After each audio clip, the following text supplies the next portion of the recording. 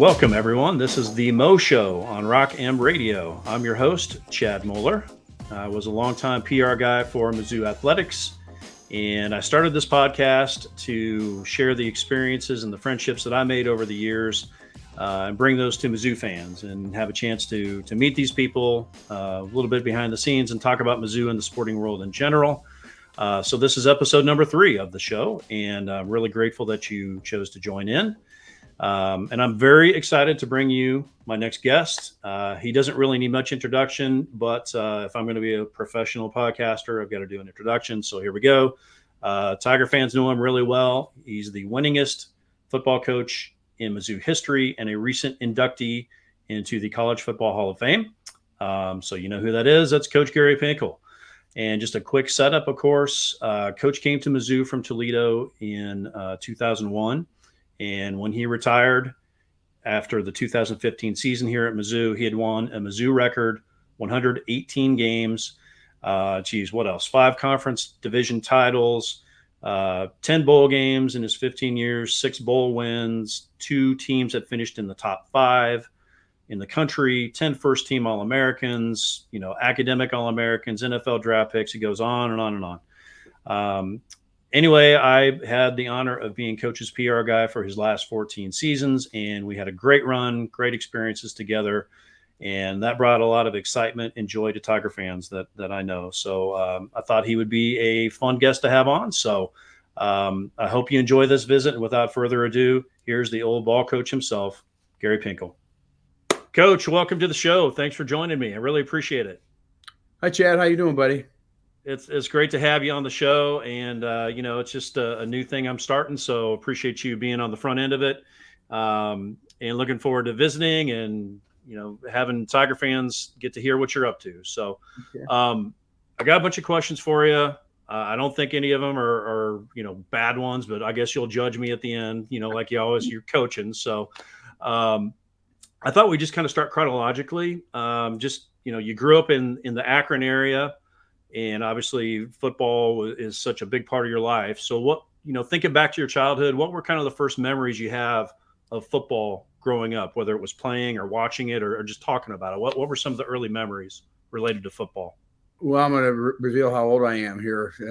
I better just pray not do that. But I'm with you. When I liked football, I used to run around my house when I was 10, 11 years old, and I'd put socks in my shirt so I had shoulder pads on.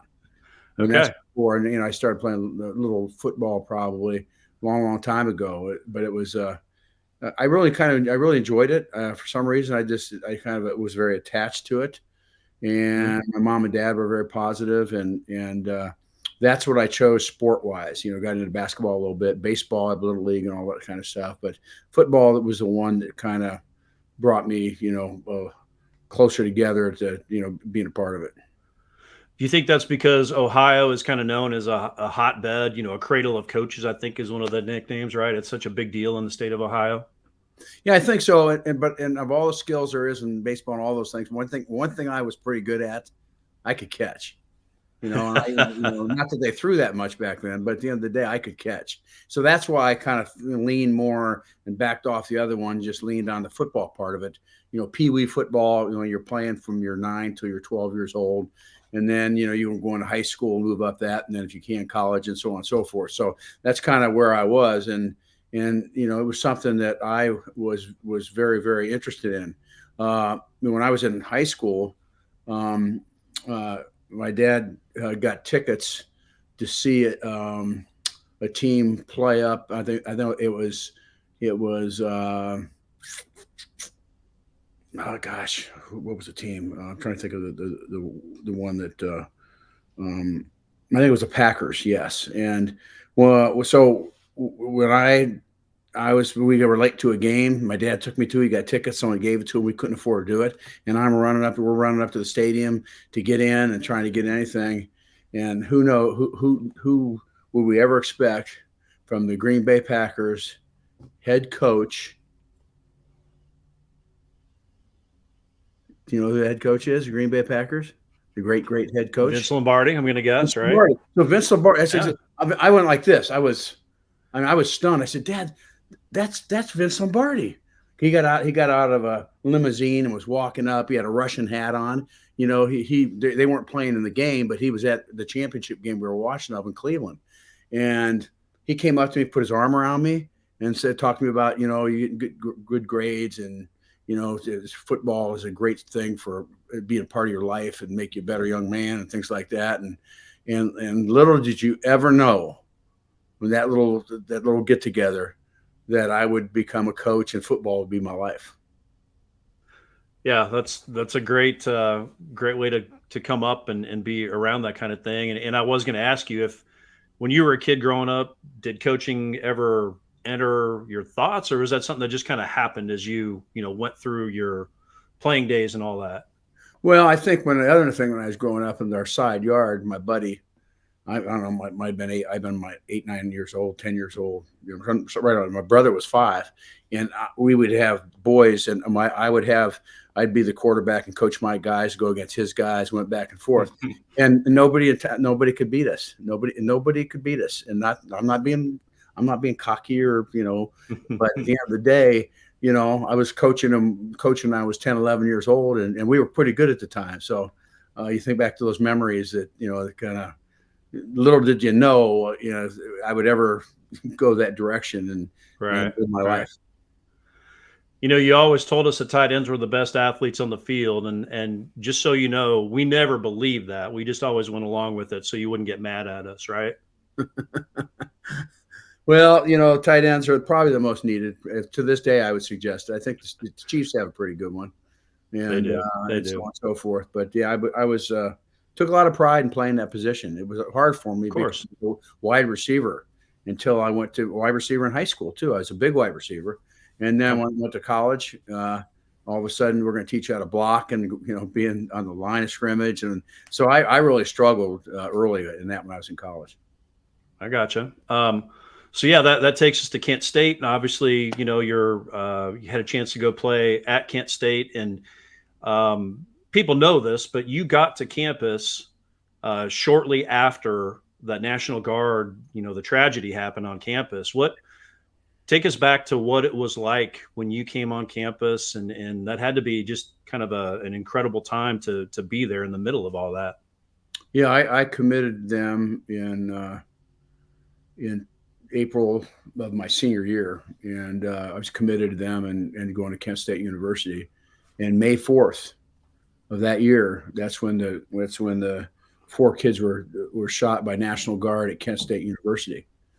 I mean, it was like the whole world stopped. And we lived about 45 minutes from Kent, Ohio.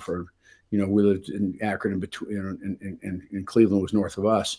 So yeah, that was absolutely devastating. You're young at the time. You just turned 18. You're not sure what they're going to do. Are they going to close the school down for whatever? But we went in as freshmen and so on and so forth. And it was a very tragic time. I mean, there was a lot of lessons learned there, and it's a very sad and unfortunate. There was loss of life. But I think that, the thing that we did was, I remember the first year. So I was up in my girlfriend's room, and we looked out and this is a year later. Okay. I'm there 1 year, and it's the anniversary issue, for lack of a better term. Right. And this is it. And I see National Guard running up and down the streets outside the window looking down. And this is, Wow. there was nobody hurt, but there was quite a bit of violence and people angry and anger. So anyway, that was a huge moment, for everybody. And at the end of the day, through time we healed, but it was something that, it was very unfortunate it happened.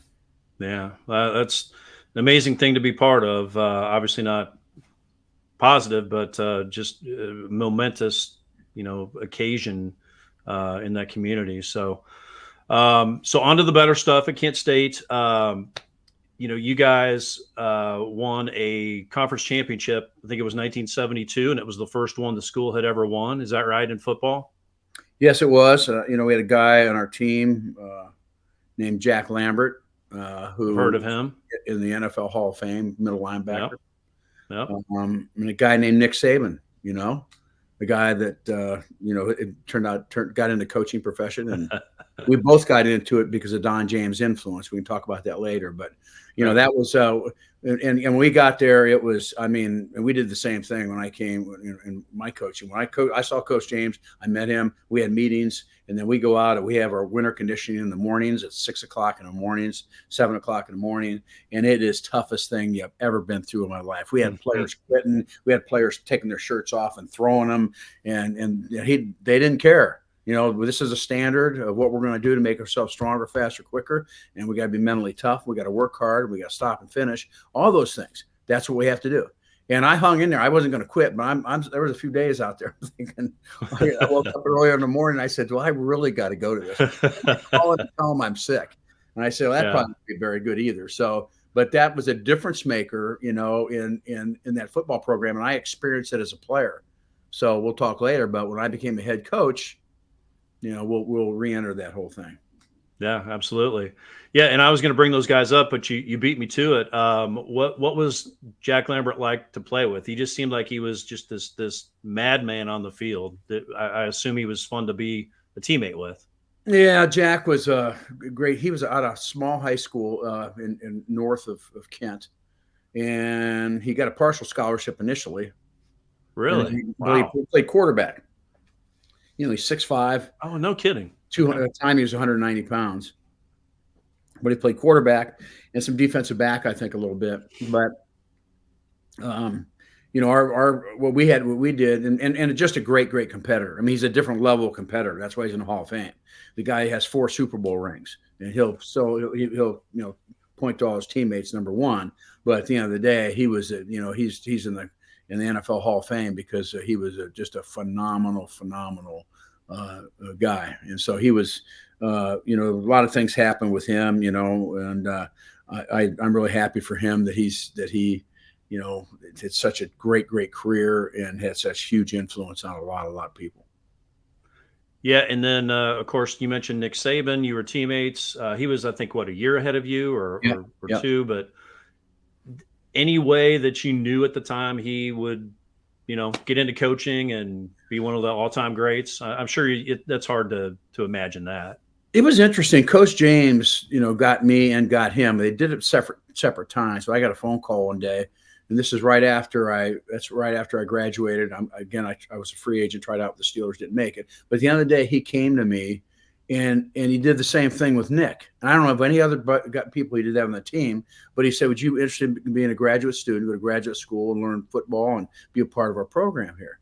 And maybe he saw us, individually. He's from West Virginia.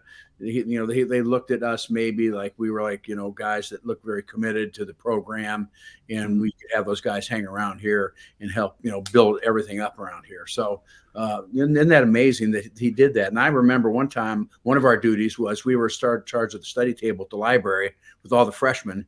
We had to be there, we not with guns or anything, but we sat around, we make sure they studied, do all the right things and all those other things. And how did that ever happen? I mean, it did, but Nick looked at me and we were there one day, we're talking about playing. He goes, what do you think? What do you think, man? You think coaching college football would be good? We just talked about it. And again, this is the students are studying around it. We're talking real low. But then I think we both just said, I said, I think I might give it a chance. But, why not? I'll be going to graduate school, so that'd be good too, in a positive. And then the next day or something, he said, hey, I'm going to do it too. I'm going to get it done. Now, he was a year ahead of me. Okay. Mm-hmm. So this is when I was finishing my senior year and I still looking at football. And so he jumped in right away, and I jumped in, right away after I graduated and after my senior year. And it's interesting how it all worked out. He will go down as the greatest football coach in the history of college football. And I don't know, looking at his numbers, I don't know if you could ever do that again, to do what he did. And right. and it's what an incredible accomplishment. And so there's the guy named Don James. Here's the guy that had this. My head coach there had massive influence on me, and it was and I applied it, all that I learned from him, as anybody would if you had a mentor like him. That's right. Well, as great as Coach Saban was, one thing you'll always have on him, Coach, is you were inducted into the College Football Hall of Fame before him. Yeah. So I'm sure you'll use that sometime, right? Yeah, I guarantee he'll use it. All right, so you took us into how you got into coaching. You joined Coach James's staff as a GA at Kent. And then you moved with them to Washington, right, for 1 year, and then I think you were a receivers coach, and then you went to Bowling Green for a couple of years. Yeah, what I did was I was finishing up undergraduate school at Toledo. He took the job at Washington, and he called me up and said, you can come here, you can continue graduate school there. But if you want to come here and be a graduate assistant, they're not going to school here. They're just coaching. And I would have you coach the tight ends. So I'm 22 years old. Yeah. And he's telling me he's going to give me a position to coach. Okay. Yeah. Because I think it's obvious that he believed in me and as it went on. And so I did that. I said, let's do it. I got my wife, we jumped in the car, and we ended up going out to Seattle, Washington. I was there that whole year. And the thing I found out later, but I kind of figured out, was he wanted me there because I played for him. He wanted me there because the players would know that. So they're going to come up to me and say, what's he like? And how positive I would talk, and I would help them through the tough times because he makes it tough. I mean, it's as tough as any coach to train players how to think, react, and all those other things. And I think that was something that, certainly I had a huge impact. And so that was my first full-time coaching job. Then I got hired at Bowling Green, a full-time job. Okay, I got hired at Bowling Green in Ohio, who I hated as a player at Kent State because they're both in the American Conference. Right. First opportunity to be the receivers coach there, and so that was something that was for me my shot. You got to get in the door. I got in it, and Coach James had some he had obviously a big impact on me going there and what I was doing. So you were at Bowling Green for a couple of years, and then you went back to Seattle. I think it was 1979. And it was you were there for for what, 11 years, and pretty good run. What happened was I'm there. We got done with our second year, and I've had some other coaches were calling about me to go visit their schools. And after my second year, a full-time coach at Bowling Green. And I went with our offensive guys to Purdue just to talk to them. They were like, yes. Well, I get there and I get a call, and it's Coach James. And what you want to talk to me for? So I call him, and he said, Coach, he said, this is exactly the whole thing. I said, Coach, how you doing? Fine. He goes, what are you up to? I said, I'm at Purdue trying to make myself a better coach. He said, good. Okay, I got something for you here. Okay, the wide receiver position job's open. I got 5 people that I'm looking at to take it. You're one of the 5. If I offer it to you, will you take the job? That was my interview. That's my interview. Okay, what Gary Pinkel did, Gary Pinkel said, well, Coach, I'm really interested, but I got to call my wife, and tell her that, I want her to be understand, that she's committed to doing this too. And he said, and he kind of was grumbling a little bit. You could tell. I said, so Coach, I'll get back to you as soon as I get a hold of her. I don't know, it might be a while. This is when we didn't have cell phones. We were still making phone calls on the deal. And so Carol James, Coach James's wife, tells me years later, he got on the phone with her and said, you know what? I offered him the job and he didn't take it. He didn't want to talk to his wife. And Carol said, isn't that what you want your coaches to do, to include their wives and all that sort of thing? I didn't know that he was upset at me at the time.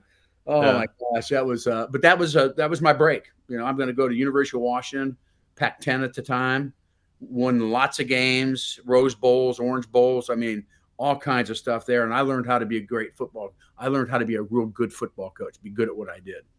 Right. Hey, and you were on staff with a guy named Bob Stoll, who obviously Missouri fans know well from his days as head coach here at Mizzou. And I know you got good stories on Coach Stoll. I'm not going to ask you to divulge anything crazy, but didn't you live with him at one point when you were at Washington? Yeah, he's a great guy. So you got most of that staff was, I think they had 6 coaches that were at Kent. Coach James took him with him, and he hired 3 other ones. So we had a bunch of coaches, Ray Dorr and some other guys that were on the staff and really did a good job. And so, yeah, that was something that was really important. And so, Bob Stahl knew me. And so my first few days there, staying in a hotel, I had to get an apartment and all that. My wife's going to come up later. And so I go into the, I walk out of the bathroom. I hear he's going, and he's sitting half naked at the mirror in the bathroom. And he's going uppity, uppity, up. He was talking to me because he didn't know I was up yet. He's going uppity, uppity, Gary Pinkel, Pink Man, uppity, uppity. And I think he might have been naked too. So wow, this is something. But by the way, all those coaches, and especially those guys that were from Kent, I had great relationships with. They had a lot to do with Coach James hiring me. But those guys all went on to be head coaches and just great people. And they won lots of games, lots of games. Yeah. And at Washington, obviously you had great success, and it was 1990, which was ended up being your last year at Washington. You guys you won 10 games, you won the Pac-10, you won the Rose Bowl, finished, I think, 5th in the polls. Was that kind of the catalyst to you, to others looking at you being ready to be a head coach somewhere? Do you think that kind of catapulted you to that? I think always coordinators are you look at, because it's a tough position. It's your big responsible position. You're almost like a head coach to the offense or the head coach to the defense. And I think that's what I think for some reason, I think that's how the whole thing works. And so for me, I was looking at it as an opportunity. I didn't know, if it would happen, but later on, right after that, obviously got a call from Toledo, and we went in a different direction from there. My stay at Washington, 11 bowls, 12 years. My last game I called plays, so we were playing Iowa in the Rose Bowl. That was my last game calling plays, and we beat them there. And I think we had top 5. We had top 5 of the nation. Mm-hmm. And so, it was little did I know then, a few weeks later, I'd be getting a call. And before you know it, Nick Saban calls me. That's the first person that called me. And he was the head coach for 1 year at Toledo, and he was going to get hired down, I think, at LSU. And he calls me up. And he says, he said, I'm going to be, he says, Pink, oh, guys call me Pink then. Hey, Pink. So what I'm doing is I'm leaving. He says, I'm going to go down and coach at LSU. I can think of about 8 or 9 guys, but there's one guy that I think's, good enough that can do a great job here. And he told their AD that too. And that's you. He said, would you be interested? And I said to him, should I be interested? And he said, right. Yes, you should. He said, in this league, this is a very, very good job. And I knew a little bit about that just from my background. So anyway, I end up going on interviews, and, obviously with Nick Saban, talking highly of me. And I think they were 8-2 or something that year. This is his only 1 year he was there. And I think he certainly had influence on me, and obviously Coach James helped it. And before you know it, I find out that I'm the head football coach at the University of Toledo. Funny how that happens, right? It really is. So now you're at Toledo. You're building your program. 5 years in, you guys won 11 games, I think it was, in 1995, and something. This isn't really a question; it's just a fact that I think is really cool. At the end of that year, you played Nevada in the Las Vegas Bowl, and the bowl season was the very first time the new overtime rule for college football was implemented. It was put in just for the bowl games that year.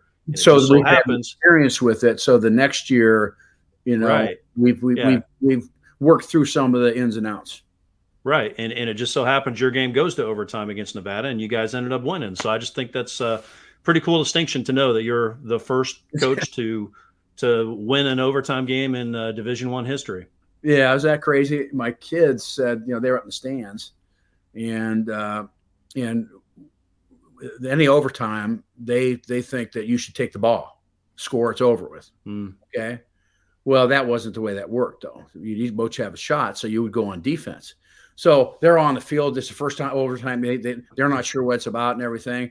And all of a sudden, they do the flip of the coin and everything. And Toledo wins, and Toledo is going to go. They're going to play defense first. And so they said, Dad, all those our fans up there were ripping you. Saying, what are you doing? He doesn't know what he's doing. You take the ball, you score, you win. They don't have to go out there again. And Dad, you should see they were. That's the way people told me that. Anyway, bottom line is, we won the game, and we were undefeated that year. We had one tie, and I think we were 11-0-1. I think I don't know what the number was. And that was the only undefeated year I ever had as a coach, and any coach. You got to be a little bit lucky, but that's a very memorable moment. And I was a part of the first overtime game in the history of college football. No, very cool. Crazy. Yeah, and so speaking of overtime, I know the NFL rules are different, but what did you think about the Super Bowl this last year? Niners win the toss in overtime, and they choose to take the ball. Obviously, you could make a case for either decision, but obviously it didn't work for them, and that's mostly because of a guy named Patrick Mahomes. Yeah, and I think what happens is, you have to look at your team. You have to look at what you're best at. You have to be able to analyze what they're going to do. So those things are real important. And that adjustment was just made prior to, I think. It hadn't been out for a while. Am I right? Yeah, this is the first year they played it that way. Yeah, that's right. So that's right. Anyway, there's lessons learned and all that stuff. Oh yeah. And but I really felt my kids laughing about. I got looking around, and they said, "Dad, they were just booing you." They said, "What is he doing? Sucks, man. I mean, what are you doing?" And anyway, so it's kind of funny how things work out. Yeah. Well, us fans, we know a lot, so we like to let you know. Hey, so yeah, we'll fast forward a little bit.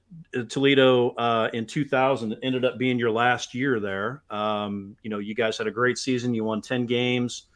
You had a huge win at Penn State early in that season.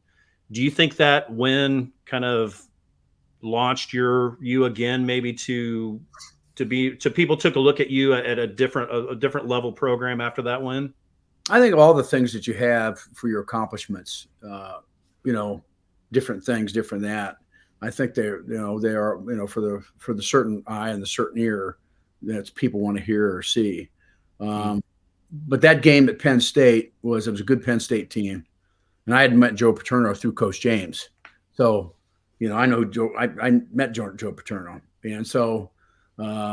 We got that game out there, and stadium's packed like 95,000 people, and we're just methodically coaching and playing. And before you know it, we're down with that game. We're down with like 5 or 7 minutes left in the game, and we're winning by I don't know exact thing, by 8-9 or something. It was a 2-score game, right? And boy, my players played. I mean, I was so proud of them. What I did is I take notes for the media stuff and during the game. So second quarter out, so I can reflect and prepare when I go in and talk to them. And, so what I did on mine with 5 minutes left, I put like 1, 2, 3, 4, 5, like a little kid, and every minute cross off another line. And people thought I was taking notes. I was just saying, get this game over with. Minute 1. 2 or 3 people asked, "Where are you writing?" And I said, "I was writing notes for the press conference." That's all I told them I'm doing there. Yeah. And then we won the game. So we win the game. I'm so proud of my players. We win the game, and my players my seniors came to me and hugged me on the sideline there, and then I looked for Joe Paterno, and there's a line completely across the field of my players. My players didn't come to hug me; they wanted me. I thought that was the greatest thing in the world, and all those, And so I was that's one of those games you'll never ever forget. I think there's no question about it. My head was on the a big win, great season. And this guy is got potential to be good. He's trained by a guy named Don James, and all the things you're associated with prior to come to that. And so I was very pleased with that. Yeah, that win at Penn State was obviously huge for Toledo's program, but roundabout way, it was probably big for Mizzou's program because that got you on the radar when Mizzou was looking for a new head coach after the 2000 season. And take us back to that process and what you remember from that time when Mizzou reached out to you and you got in the mix for the job here. Well, yeah, that's something that, at Toledo, I didn't really have to leave or want to leave, but, I was getting to the point there for 10 years and this might happen. And I got a couple schools that called me and my agent who take care of those things, name's John Caponegro, he takes care of those things for me. And then, the Missouri one, comes up. And all of a sudden, I'm at Toledo. We got 10 starters coming back the next year. They won the championship year after I left. Yeah. But I'm thinking the University of Missouri, and I said, I just got to take a look at this. And I told, our athletic director that. I met Mike Alden there. And I don't think I'd ever come there if it wasn't for Mike Alden. And the reason being is they had one winning seasons in 20 years or something. I mean, it was like 17 years. I mean, you just kind of, you look back at how you take a breath there a moment, this is, I'm going to change jobs and I might be able to get a better job than that. But I always thought it was potentially, Missouri was really potentially a good place to go because of, you got St. Louis, Kansas City. What are you doing here? You got a state by yourself. If you can sit there and hold on to those, they play great high school football. And so I did get that call, and then I went out in the interviews, and I liked it there. I had a lot of people tell me not to do it. Mr. Saban was one of them, and when he was saying that, he was a little bit colorful when he was saying it. He tried to make his point, but I would have never taken it. They had just done some facility stuff. But Mike Alden, he was the one that I thought, I told him, when I took the job, I said, there's going to be a time when I'm going to need you, okay, in building this. I said, you're flipping a program had 2 winning seasons in 17 years. And this is going to be hard. This is going to be remarkably hard. And so we talked about back and forth, but I just told him that, there's going to be a time when I'm going to need you. And there was, and we'll talk about that in a minute. So we went on the interviews and I was excited to do it. I guess, it was my moment to go on to play at the highest level of college football as a head football coach, which is hard to get those jobs and it's hard to keep them. And so that's kind of what I did, and it turned out obviously pretty good. I'll always remember the story you tell. You get the job at Mizzou, you have your introductory press conference, you go back to your hotel room after it's over to kind of relax. You get a call from your assistant coach, Dave Yost, who you brought with you from Toledo, and he had some news for you about one portion of the roster construction. Tell that story for us. You mean just the personnel issues? Yeah. He called you with some bad news. Yeah. And it was Dave Yost too, both of them. Yeah. And they sit there and we looked at the staff and they said, Coach, first I was Stan and he said, Yost said, Coach, I want you to sit down. I'm not sitting down. David, what do you want to tell me? I mean, I know him really well. And so he goes, he says, Coach, they have 2 scholarships, or they have 2 in their secondary. They have 2 corners, and on scholarship. And by the way, one of them's having surgery tomorrow morning. So we only have one. We only have one corner on, and it's. I don't want to be mean to anybody, but it's so irresponsible. That can't happen.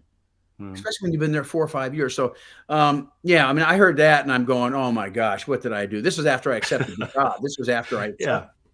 And, too late to go back now. Yeah. Too late to go back now. But it was so much more difficult than I thought it was going to be. I knew it was going to be easy. You don't have that, 2 winning seasons, 17 years. You don't have that, those things don't happen very often. And but at the end of the day, we found a way to get it done. You had a great staff. We changed the attitude of the players. We got the players to be team players. They got the players to learn to be able to be mentally and physically tough in adverse conditions. All those things we had to just go up before you could get up here and play that way. But we just stuck with it, and we did. But at the end of that first year, the first couple of years was crazy. When we played Michigan State at the end of my first year, we had the May 4th shooting, not May 4th shootings. We had the September 11th, yeah. September 11th. Yeah. We had September 11th, and I just never forget. When we had to go play our last game against Michigan State at Michigan State, and I go to the game, and my players quit on me. Okay, they quit on me. You might say, well, coach, they didn't quit on you. They just, they had a bad year. It was a tough year, a lot of things going on. But I took it as they quit on me. Okay.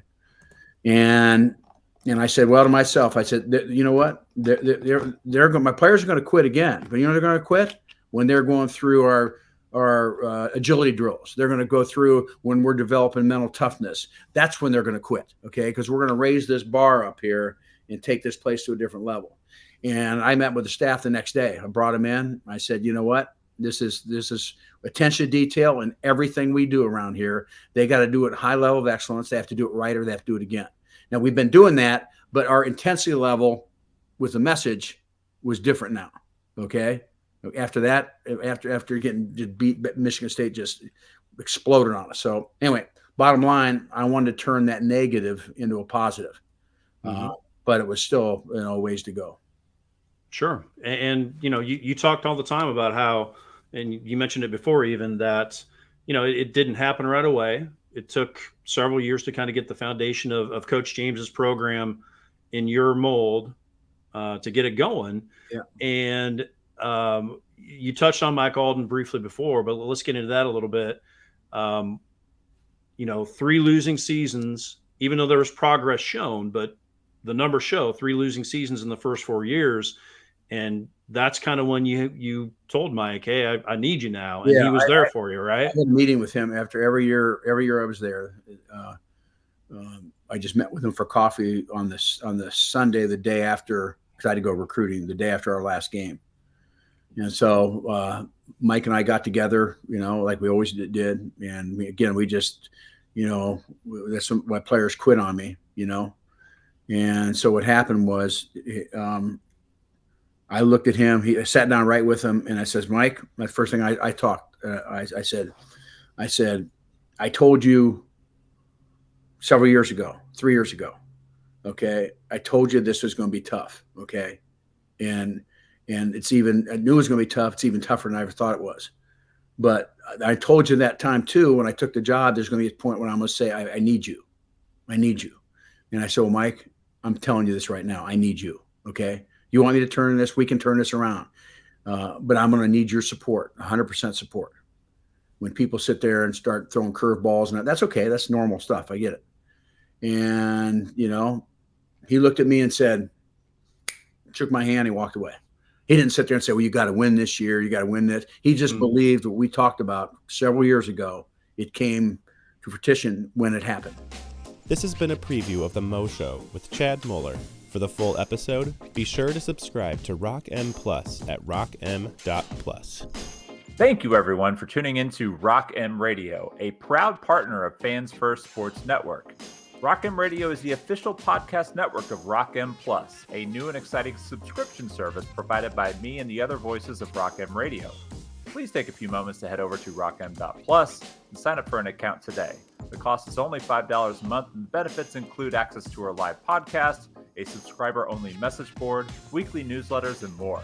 If you enjoyed this episode of Rock M Radio and would like to see more just like it beamed directly into your personal device, make sure to click the subscribe button below and tell your friends. Our podcast feed is available through the Apple Podcast app for iPhone, Google Podcast app for Android, whatever app you listen to your podcast. You can also find Rock M Radio on Spotify. If you're looking for a podcast about your favorite team that is not the Missouri Tigers, Fan First Sports Network is your answer. A full podcast network loaded with the team-specific podcasts covering Major League Baseball, the NFL, NHL, NBA, MLS, and more. We'll be back with more episodes of Rock M Radio coming to you soon.